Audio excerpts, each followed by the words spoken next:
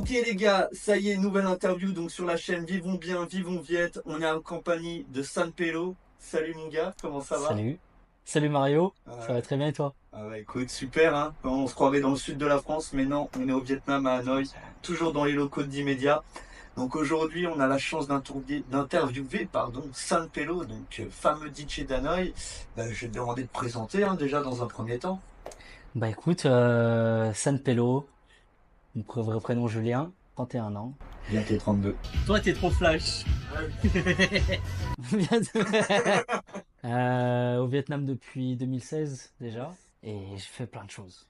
D'accord. On en Alors, parlera, mais je fais beaucoup de choses. Plein de choses, dis-moi, la voilà. première chose, donc déjà, pourquoi le Vietnam? Vietnam, c'était un peu un hasard en vrai. J'avais fini mes études en France et je cherchais un pays où faire un service civique. Donc une Ok. petite expérience à l'étranger pendant, alors, généralement c'est moins d'un an. Et donc j'ai trouvé cette offre au Vietnam dans une ONG sur Hanoï qui en gros s'occupait de familles qui vivaient sur les maisons flottantes sur le fleuve Rouge. Incroyable. Donc précisément des enfants de ces familles-là. D'accord. Et donc j'ai été pris pour ce Pour service cette mission. civique, pour cette mission de 9 mois.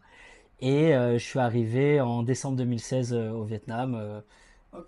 pour voilà, faire particulièrement la communication de cette ONG-là et l'aider à se développer, travailler leur D'accord. site web, Donc, etc.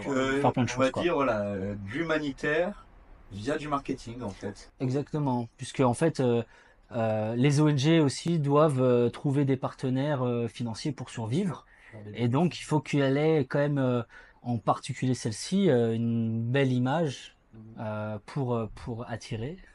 Il faut aussi du marketing dans l'humanitaire et dans les ONG. Et on travaille aussi sur de l'événementiel. Donc on avait fait un petit festival en mai 2017. Cool. Et, euh, et pareil, bah, c'était un kiff en vrai. On avait invité plein d'artistes, des graphes artistes, des chanteurs, des musiciens, beatbox, etc. Donc c'était vraiment Ok. cool. En vrai, j'en ai profité pour aussi mettre un peu de mes passions dedans et dans Bien cette sûr. expérience-là. Lier l'utile à l'agréable. Exactement. Et donc, du coup, tu arrives à la fin de cette mission. C'est le moment de retourner en France, mais tu décides de rester au Vietnam. Donc, à Exactement. partir de ce moment-là, qu'est-ce que tu fais? Mon ancienne responsable de l'ONG Mhm. travaillait dans un restaurant aussi à côté de ça. Ouais. Et donc elle m'a proposé de faire quelques petites missions marketing parce qu'elle avait apprécié mon travail dans l'ONG. Ouais.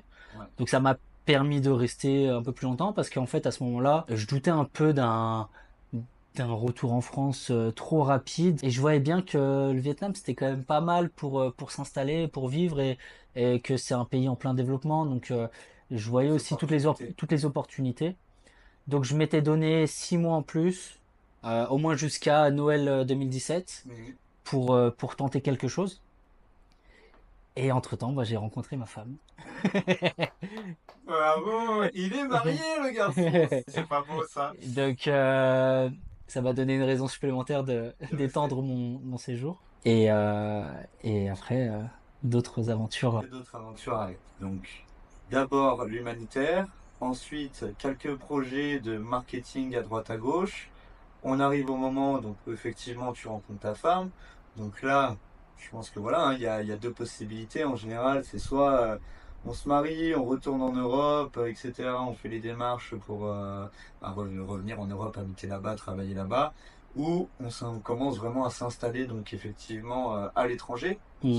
Qui commence déjà à avoir une autre vision en fait. On n'est plus seulement expatrié, où on se dit voilà, j'ai une mission à Hmm. faire, je rentre chez moi. Là, on commence vraiment à poser ses valises. Du coup. En fait, moi, j'utilise même pas le terme expatrié pour tout Ouais, dire. Pour moi, je suis un immigré. ouais, Bon, je suis venu faire un service civique, mais derrière, j'ai décidé de rester ici, pas forcément avec une entreprise qui m'a envoyé au Vietnam pour travailler ouais, pour bien elle. Donc sûr. au final, C'est bon, moi, plus je me immigré considère qu'expat. comme un immigré. Donc ouais, au final, bah, on décide de rester ici. Bon, au début, de toute façon, on ne comptait pas se marier dès les premiers Ouais. mois, hein. À côté des missions marketing, bah, je suis aussi DJ, donc quelques petites soirées par-ci par-là.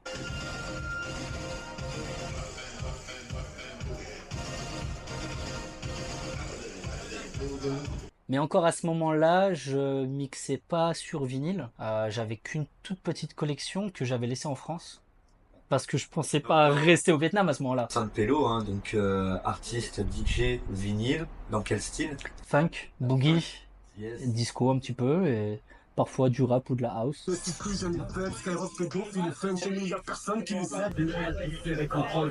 Ça fout la trique, la funk, évidemment.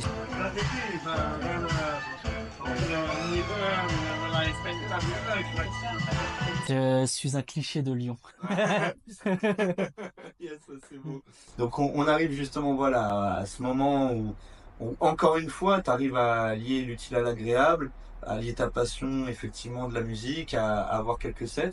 Est-ce que c'est difficile de trouver des sets justement pour un DJ, on va dire voilà, parce que tu avais déjà un petit peu d'expérience là-dedans, mais c'est on va dire les premières fois réellement où tu te produisais ou tu avais déjà quand même fait ça sur le côté? En fait, en France, avant de partir, mais depuis même 2013-2014, c'est à ce moment-là où je me suis vraiment mis sur le DJing. Ouais, j'avais déjà acheté du matos, je mixais pour moi, j'étais un DJ de chambre. Saint-Pélo, non, mais Michel Jonas, mon pote. Ah, mais écoute-moi ça.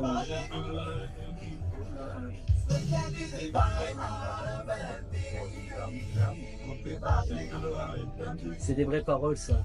Ouais, ouais. J'ai Comme toutes les retrouvé, passions, mais j'ai retrouvé t'en as changé.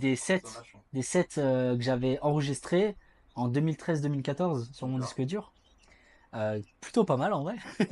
Donc voilà, j'étais un DJ de chambre j'avais pas vraiment eu l'opportunité de jouer en club et j'avais pas vraiment le temps non plus. Ouais.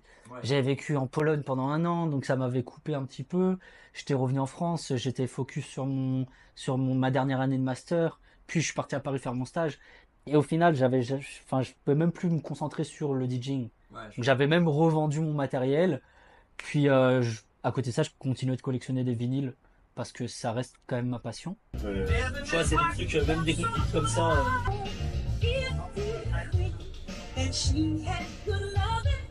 Et, euh, et au final, en partant au Vietnam, j'ai vu qu'il y avait quelques petites opportunités.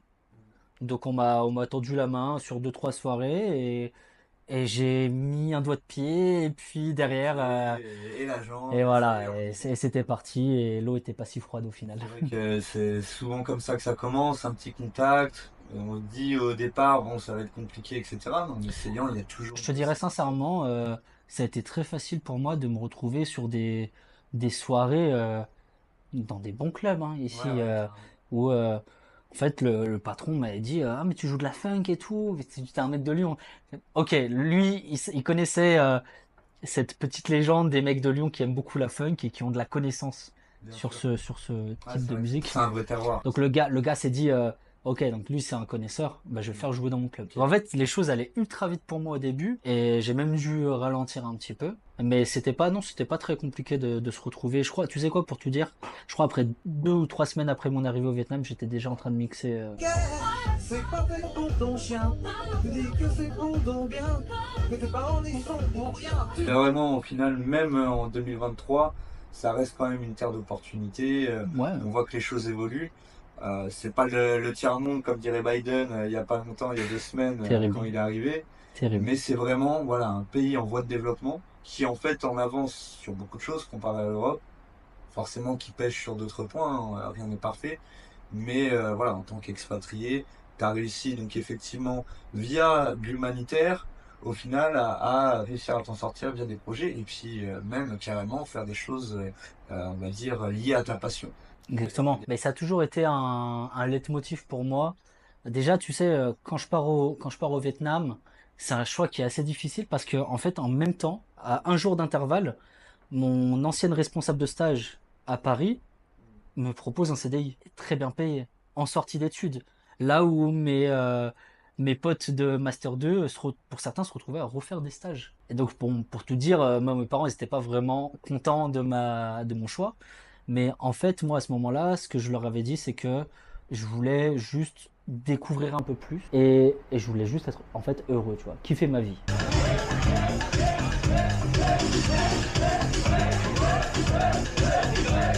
Et à ce moment-là, je me voyais pas kiffer ma vie à Paris. Ok, donc on en est au moment donc effectivement voilà où tu arrives à vivre plus ou moins ta passion, tu es avec ta femme. Et là, il se passe un truc incroyable dans ta vie avec ta femme, vous décidez de partir sur un projet. Dis-nous un petit peu comment ça se passe à ce niveau-là. Bah, en gros, tout simplement, bon cliché de Lyon que je suis, Encore qui une aime la fois. funk, bah, j'aime aussi les tacos. Ah, le French tacos, Voilà, le tacos donc de Lyon. ouais, et pas de Grenoble. Et pas de Paris. Faire des ennemis peut-être. C'est sûr. Mais ouais, bah, on commence en fait, pour tout dire, très très très vite. Dès 2016, en fait, dès mon arrivée au Vietnam, j'ai eu une gamberge Ouais. qui fait que je me dis, mais il n'y a pas de tacos ici. Il n'y a pas un Français qui s'est dit, ouais, je vais ouvrir, je sais pas, un snack, tu vois. Ils vendent des Ouais. sandwichs et des tacos et des kebabs. Non, rien, tu vois. Donc au final, bah, l'idée me trotte dans la tête. Et puis j'ai ce background de branding, communication. Donc j'ai les capacités de créer une marque. À ce moment-là, je considère que j'ai capacité de créer une marque. Un business, c'est différent. Mais en tout cas, l'identité Développer, et mon voilà. concept, etc., je sais que je peux le faire. Ouais. Maintenant, on travaille sur les recettes, etc. Sur toute l'année 2018, on est sur ce projet. Pas beaucoup de fonds financiers, un peu compliqué. Mais on est au Vietnam et les investissements sont pas si chers que ça au final pour ouvrir un petit business. Ouais. Donc on ouvre un tout petit restaurant et puis la suite appartient. À l'histoire. Exactement. Donc, Hey Pello, hein, une très belle enseigne effectivement au Vietnam, pas que à Hanoï, hein, maintenant. À Saigon également aussi. Pour y avoir mangé plusieurs fois, je vous dis que c'est quand même super. Voilà, quand on a un petit mal du pays, de la bouffe française, etc. En fast-food, voilà, c'est pour moi. Précise en fast-food parce que tu Voilà. vas voir les commentaires. Tacos, voilà, French tacos. Hein. Je le dis moi-même, je le dis moi-même. Les French tacos n'ont pas des tacos. Vous pouvez lire l'article de The New Yorker qui a fait un très très bon article qui mentionne également Epelo. Et oui, en gros, c'est un mélange entre le kebab, le shawarma, le panini, le burrito. Et bon, bah, le nom c'est French tacos et on fait avec. Voilà. Non, non, carrément. Et puis, je veux Ok. dire, là, voilà, on sait que, comme tu as dit, il y a vraiment une image de marque, ce qui est quand même assez rare au Vietnam. Tout le monde copie tout le monde, hein. Bon, c'est comme ça fait partie de la culture, il n'y a aucun problème avec ça.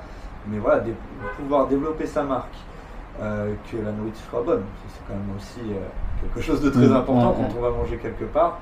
Voilà, c'est quand même quelque chose d'énorme. Une petite question, si on va dire, voilà, tu avais 20 ans aujourd'hui, justement, entre 20 et 25 ans, tu sors des études, t'as pas beaucoup d'argent, forcément, t'as même peut-être un crédit sur le dos pour les études que t'as faites.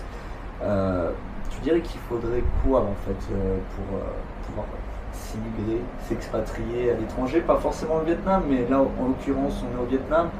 C'est quoi on va dire, les qualités requises pour pouvoir s'expatrier avec ton expérience aujourd'hui?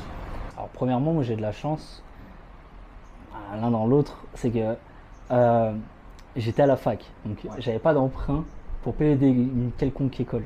D'accord. J'ai fait toute ma licence et mon master à la fac. Ensuite, à côté de ça, j'ai eu l'occasion de faire un Erasmus en Pologne et ça m'a donné un peu le goût de vivre à l'étranger. Donc j'avais déjà eu une petite première expérience de partir de chez moi et de vivre à quelques centaines, milliers de kilomètres. Enfin, centaines slash milliers, pas des centaines de milliers de kilomètres. La Lune. Ouais. Mais si je pouvais donner un conseil, moi je pense que, par exemple, les gens qui nous disent « Ah, t'as trop de la chance d'être parti à l'étranger », on l'entend. Moi je pense pas que ce soit tant de la chance que ça, c'est surtout prendre son courage à deux mains, de tenter l'expérience. Au pire, tu as le droit de rater. Au pire, c'est pas la honte de revenir un peu la queue entre les jambes au bout de 6 mois et dire à tous ses amis bah ça n'a pas fonctionné. C'est pas grave. En fait, rien n'est grave. C'est savoir sortir de sa zone de confort au final. Hein. Exactement. C'est tout simplement ça. C'est vrai que les Français sont quand même présents un peu partout autour du monde. On a de la chance d'avoir un passeport qui est avec voilà, une acceptation de visa qui est au-dessus de la plupart des autres. Le Japon, c'est 3 mois de tourist visa. Par exemple. 3 mois, c'est énorme. C'est énorme. Et même effectivement au Vietnam, maintenant, on a 90 jours pour 25 euros, ce qui est clairement rien. Et voilà, moi je conseille à tout le monde, si un jour vous dites ah pourquoi pas essayer de vivre à l'étranger, etc. il n'y a rien qui vous empêche de le faire, même avec pas beaucoup d'argent. Aujourd'hui, il y a Internet, il y a même l'intelligence artificielle qui permet de faire des choses ou d'apprendre des choses très rapidement. On peut tout apprendre tout seul. Sortir de sa zone de confort aujourd'hui, je pense vraiment que c'est quelque chose d'indispensable pour grandir. Donc voilà, on sort de sa zone de confort. Aujourd'hui, on va dire du côté entrepreneurial, voilà, on a parlé de la personne, bon, si justement on est étudiant ou on a un petit job en France qu'on n'aime pas forcément, voilà, il faut prendre son courage à deux mains. Maintenant, du côté entrepreneurial, est-ce que le Vietnam, c'est un bon endroit pour monter son entreprise? Quelles sont les difficultés et quels sont les avantages? Alors, je tiens juste à revenir sur quelque chose. Ouais. Oui, il faut prendre son courage de main. Moi, le fait que j'ai un master en branding communication, ça m'aide aussi. Ça t'a aidé, bien sûr. Parce que je pars à l'étranger quand même avec de l'expérience professionnelle et universitaire. Je peux bosser online, ce qui n'est pas le cas de tout le monde. Si tu as arrêté tes études au lycée ou tu t'es arrêté en première année de fac, deuxième année de droit, parce que c'est trop compliqué, que la fac c'est pas fait pour toi et que tu sais pas trop où tu vas dans la vie, il y a des options pour vivre au Vietnam. Bien sûr. Notamment, par exemple, beaucoup font ça, c'est être prof de français ou prof d'anglais. Après, je ne suis personne pour juger de la légitimité de ces personnes pour enseigner, Bien sûr. mais les portes sont ouvertes et il y a beaucoup de centres qui acceptent à partir du moment où tu parles anglais ou tu parles français, Ouais. sans vraiment être très regardant sur l'expérience, même si le gouvernement vietnamien a un peu resserré et en demandant beaucoup plus des work permits, etc. certificats, Ouais, exactement. C'est normal. Mais voilà, je tenais juste à préciser ça parce que c'est quand même, oui, il faut du courage, mais pour certains, il faut un peu plus de Plus que courage. du courage. C'est ça. Et c'est ça, quand je dis sortir de sa zone de confort, où je parlais brièvement de l'intelligence artificielle, c'est qu'aujourd'hui, sans expérience, on peut se former tout seul. Alors c'est sûr qu'on aura toujours besoin de quelqu'un qui nous donne notre première chance. Comme tu l'as dit par exemple pour le DJing, Il faut avoir des petites rencontres quand même qui Voilà. vont te... ça c'est de la socialisation, c'est effectivement peut-être même de l'éducation. Il y a plein de choses qui rentrent en jeu. Mais une personne qui se dit c'est impossible, de toute façon ne fera rien. De toute façon, il faut accepter d'échouer. Ouais. C'est très LinkedIn sentence, tu vois, de l'échec t'apporte plein de choses. Mais c'est la vérité, faut pas avoir peur de se rater, de tomber. Et au pire, tu auras gagné de l'expérience. Qui ne se plante jamais n'a aucune chance de pousser. Très bien dit. Et en plus de ça, à l'étranger, au Vietnam, très très loin de chez soi. Ouais. Donc avec un manque de repères, parce qu'il y a aussi quelque chose qu'il faut savoir, c'est que culturellement, il y a un gap quand même avec la France. Et les premiers jours au Vietnam, tu te dis mais où est-ce que je suis, tu bien vois? sûr. Il y a du bruit de partout, des motos de partout. Même voilà, la cuisine vietnamienne est totalement différente. Donc c'est des goûts et des saveurs différentes. Les odeurs dans la rue sont différentes. L'humidité, même le langage, donc il faut réussir à se faire comprendre. Faut voilà, comprendre aussi que les Vietnamiens, ils ont une culture différente, une éducation différente, Tout à fait. et ils réfléchissent pas comme les Français. Ouais. Et il faut savoir l'accepter. Et parfois, on va avoir l'impression qu'un Vietnamien va faire un truc qui nous paraît bête, alors que pour lui, nous, il y a des choses qu'on fait qui leur paraissent très bêtes aussi. Finalement, il faut savoir s'adapter. Il faut être indulgent, il faut être ouvert d'esprit. Il faut pas avoir cette position de je sais tout et je fais tout colon. mieux. Exactement. De colons. Exactement. Faut savoir prendre un peu de recul et comprendre et apprendre. C'est normal, comme tu dis, voilà, d'apprendre, de s'adapter à la culture. On n'est pas chez nous. On nous accepte dans un pays. Encore une fois, on a de la chance d'avoir un visa, un passeport qui est assez puissant comparé aux autres. Et voilà, on est là pour apprendre. On n'est pas là non plus pour dicter notre loi. Il n'y a pas pour s'imposer. C'est clair. Sinon, ça ne marchera pas. Et ça, je pense que c'est dans tous les pays du monde. N'importe où tu vas, si tu t'adaptes pas, soit tu restes communautaire, tu restes voilà, dans ton petit coin avec les gens qui te ressemblent. Et dans ce cas-là, tu passes totalement à côté de ton voyage. Ça sert à rien. Revenons-en Pour l'entrepreneuriat. l'entrepreneuriat, les amis. Alors, les avantages du Vietnam, et puis après on fait les inconvénients. Le nombre d'opportunités, le potentiel, il y a plein de choses à faire en fait, des choses qui ne sont pas encore faites, comme en 2016 avec le produit que j'ai commencé à monter avec Epelo. Le coût de l'échec.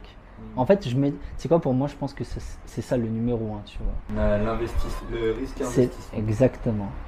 J'ai investi tellement peu sur le premier restaurant, c'était même pas mon argent pour te dire. J'ai eu un emprunt d'un très bon ami et de ma sœur.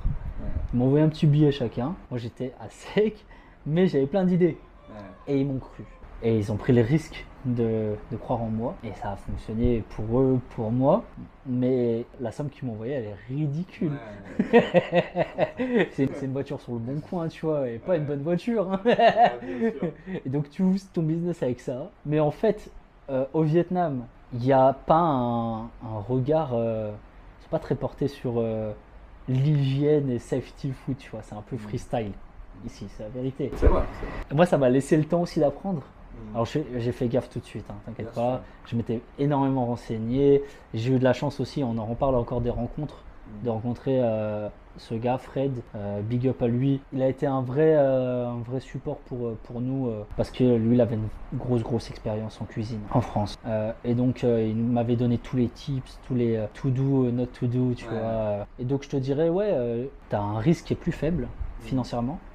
T'as plus de temps pour faire, tu vois, genre en France, si au bout de 6 mois, mon gars, t'arrives pas à faire de l'argent, ça commence à être très compliqué. L'investissement est trop lourd au départ. Exactement. Ici, bon bah au pire, tu travailles toi tout seul avec ta meuf comme j'ai fait moi au début le premier mois, puis tu prends un petit staff au début. Alors juste pour préciser, parce que je suis pratiquement sûr que certains se disent ah ouais mais lui il doit payer ses staffs au lance-pierre, tu vois. Ouais. Parce qu'il y a cette vision-là de l'employé vietnamien.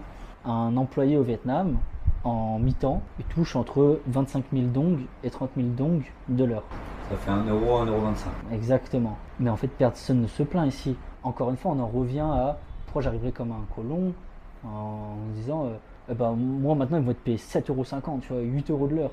Mais oui, mais en fait, il y a un coût de vie qui est beaucoup plus faible au Vietnam. Tu vas pas casser le marché C'est ça. juste Faut pour la s'adapter. forme. Donc oui, bah, je paye mes employés le prix du marché, comme le restaurant d'à côté, le magasin de vêtements en face, et voilà, c'est le prix.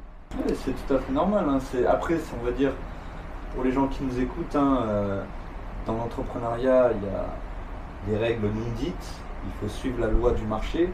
Si tu veux t'imposer avec ta vision, soit tu t'appelles Steve Jobs et t'es Apple et c'est des millions et des millions d'investissements et tu arrives vraiment avec une nouvelle idée de ouf. Bon là on reste dans le F&B, hein, dans la restauration. Il y a une loi du marché qu'il faut suivre. Exactement. C'est comme ça. Après, ça ne t'empêche pas, moi c'est ce que je fais, c'est de mettre énormément de bonus à la fin du mois. Donc j'ai mes part-time, ils touchent pour certains beaucoup plus que le prix du marché, Bien sûr. parce qu'ils bossent bien. Et du coup, il y a des bons bonus, etc. Et donc, on essaie de trouver quand même des moyens pour aussi les régaler, tu vois. Parce que c'est grâce à eux que mes restaurants tournent bien. Évidemment. Et que sans eux, bah, je ferais rien. Ouais. Donc, je les remercie, mes employés, je les aime, hein, tu vois. Bon, après, il y a beaucoup de turnover, mais il y en a qui sont là depuis longtemps. Il y en a qui sont là depuis Bien longtemps. sûr. Donc, en tout cas, quand on ouvre le restaurant au tout début, on a juste un petit employé qui vient de la campagne, qui est l'ami d'une fille qui travaille au bar derrière. Contact du cousin. Et donc il vient nous filer un coup de main, il bosse avec nous. Alors lui il vient bosser en temps plein et petit à petit, un premier employé, puis un deuxième, puis un troisième. Et puis maintenant on en a à peu près 50. Pour finir, donc les inconvénients. C'est quoi le plus gros inconvénient du Vietnam? Pour les inconvénients, en tant qu'étranger, c'est pas simple d'ouvrir son business à son nom. Donc moi, j'ai fait, depuis le début, je suis avec ma femme sur ce projet-là. Donc on va être totalement transparent. C'est elle qui gère tout ça. C'est le risque. Maintenant, c'est toi, la confiance que tu as en elle. Je vais la prendre à personne. Hein. C'est comme ça en Thaïlande, c'est comme ça au Vietnam. Bien sûr. Il y en a qui se sont fait plumer. Et C'est un risque à prendre, c'est sûr. c'est un Après, risque à prendre. C'est ça. C'est donc oui, ton coût de risque est faible financièrement. Après, ça dépend. Hein. Si tu as envie de monter un restaurant fancy de fou et tout, ça va te coûter cher, hein, bien évidemment. Mais nous, quand on a commencé, on avait un petit 25 mètres carrés. Voilà. Bon, voilà, on tente. Ça fonctionne, c'est cool. Maintenant, ouais, ça c'est ta balance. Tu vois, genre, ça coûte pas très cher, mais tu peux perdre beaucoup si ça fonctionne.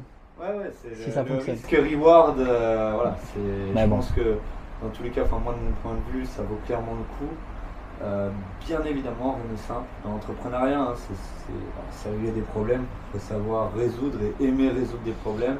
Si à chaque petit souci qu'on a, on se dit « Oh non, comment je vais faire ?» Bon, bah, faut pas être entrepreneur. Après, je te dirais que la chance que j'ai aussi là-dessus, c'est que Epelo, c'est un projet commun avec ma femme. Voilà. Alors oui, c'est moi qui mangeais des tacos quand j'étais gamin dans le 69, mais elle est ultra importante. Ouais, En fait, pas moi, sans ma elle. femme, non, ça marche pas sans elle. Je sais pas comment dire, tu vois, c'est mon bras droit qui parle vietnamien, qui est capable d'exprimer ce que moi je tu veux ressens, avec autant les employés que les ouvriers qui viennent travailler sur le design du restaurant, tout en fait. Tu Ouais. vois, genre, Bien sûr. on est indissociable sur ce projet-là.